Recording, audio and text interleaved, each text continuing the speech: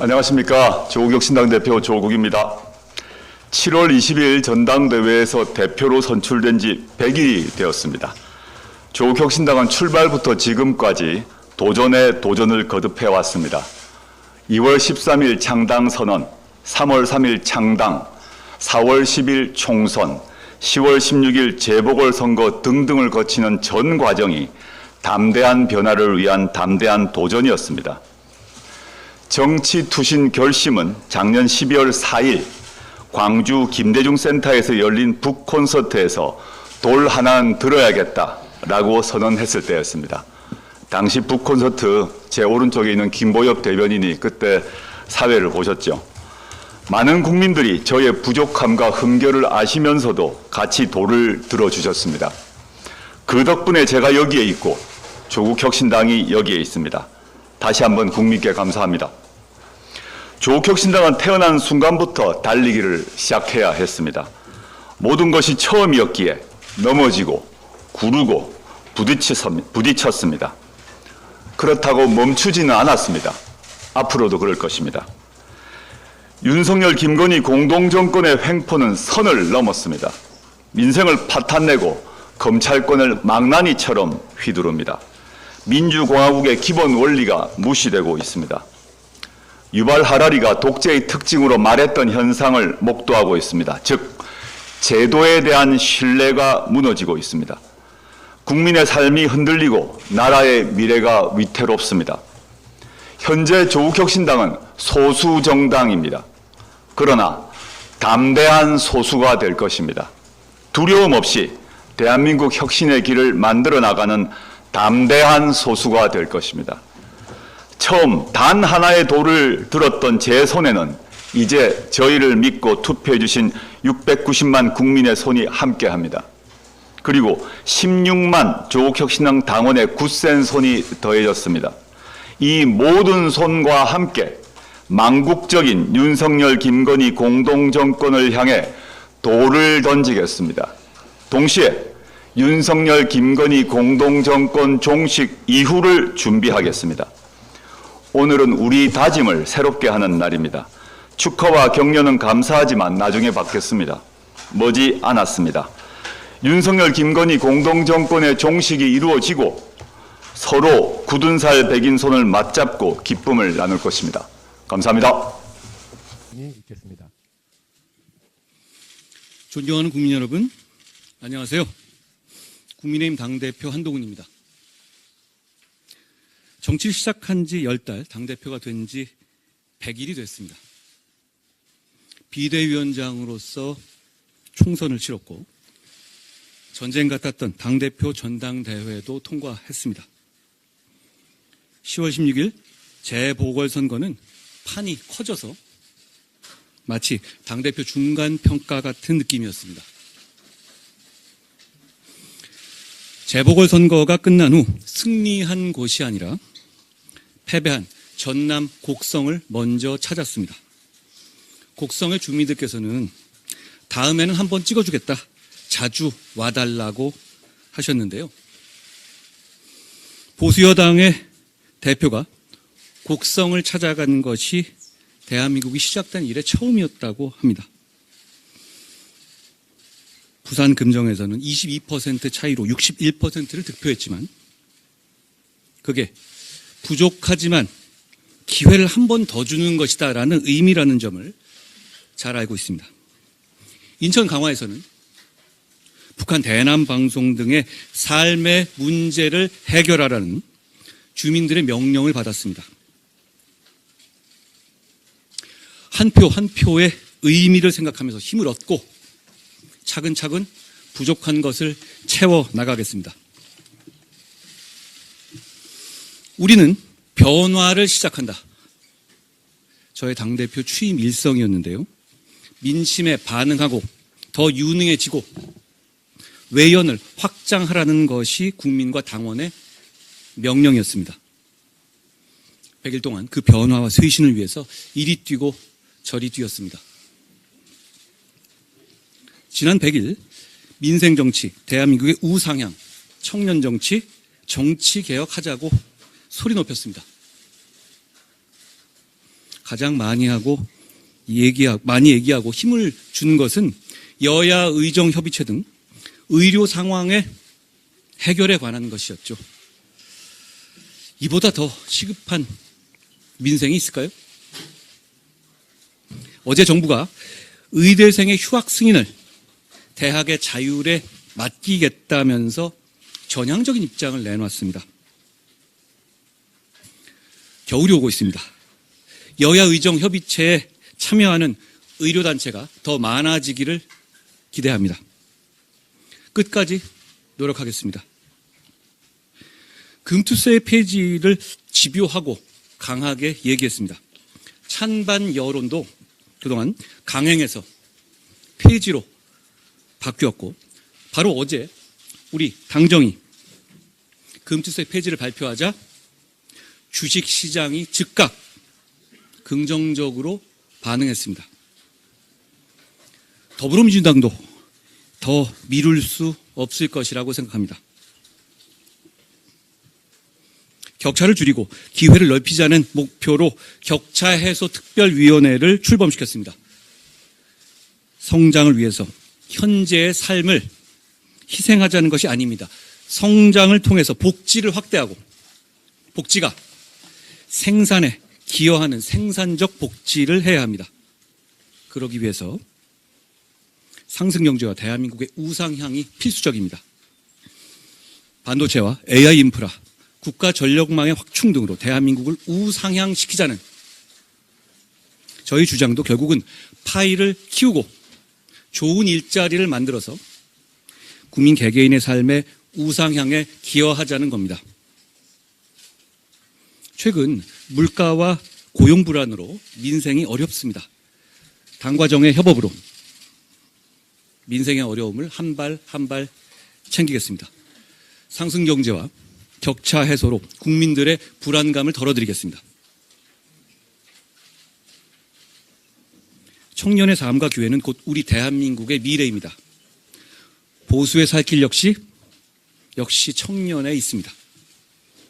최근 저희가 그동안 시도하지 않았던 청년 역면접 행사에서 청년과 우리 국민의 힘이 함께 성장할 수 있는 기회를 봤습니다. 청년에게 진짜 잘하겠습니다. 청년의 힘 TF를 만들고 청년들과 좋은 인재들을 체계적으로 발굴 육성할 수 있도록 인재영입위원회를 상설화했습니다. 여야 대표 회담에서는 정치 개혁을 주장했습니다. 제가 얘기하는 변화와 쇄신은 우리만 바꾸겠다는 얘기가 아닙니다. 정치권 전체가 국민 앞에서 새롭게 변화하고 쇄신하는 큰 정치 개혁으로 확장되어야 합니다.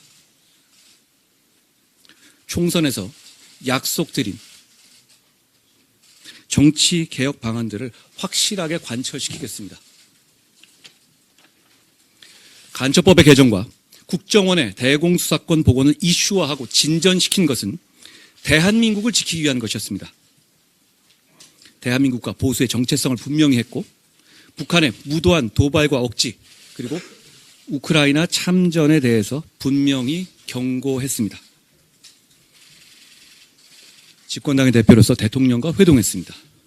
과거와 다른 수평적인 당정 관계로서의 발전적인 전환은 국민의힘의 시급한 과제 중 하나였습니다. 당정이 시너지를 높여서 상생해야만 나라의 퇴행을 막는 정권 재창출이 가능하기 때문입니다.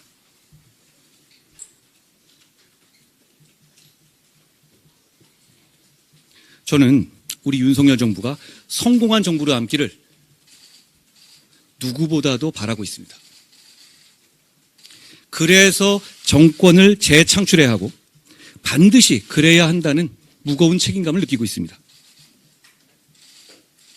지난 2년 반 동안 우리 정부는 한미동맹을 생산적으로 복원해냈고 한일 관계를 미래지향적으로 개선했습니다. 저자세 대북 대중 외교에서 탈피해서 대북 정책의 원칙을 굳건히 견지했습니다. 탈원전 정상화, 원전 수출로 무너진 생태계를 복원했고 세계 원전 르네상스라는 호기를 잡았습니다. 방산 수출이 비약적으로 늘고 대통령이 앞장서서 민관이 글로벌 세이즈에 나섰죠. 세계 국채 지수 편입에 성공해서 우리나라의 자본시장과 경제의 위상이 크게 높아졌습니다.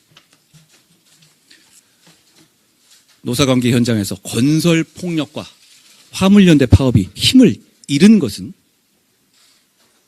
정말 큰 성과였습니다. 연금, 의료, 교육, 노동 등 4대 개혁은 지금까지 어떤 정부도 해내지 못했지만 더 이상 피할 수 없는 당과 정이 함께 추진해야 할 포기할 수 없는 과제이기도 합니다. 다만 이런 개혁의 성과들이 그리고 과제들이 몇몇 상황들에 대한 국민들의 실망과 우려에 가려져서 제대로 평가받지 못하고 있는 것이 안타깝습니다.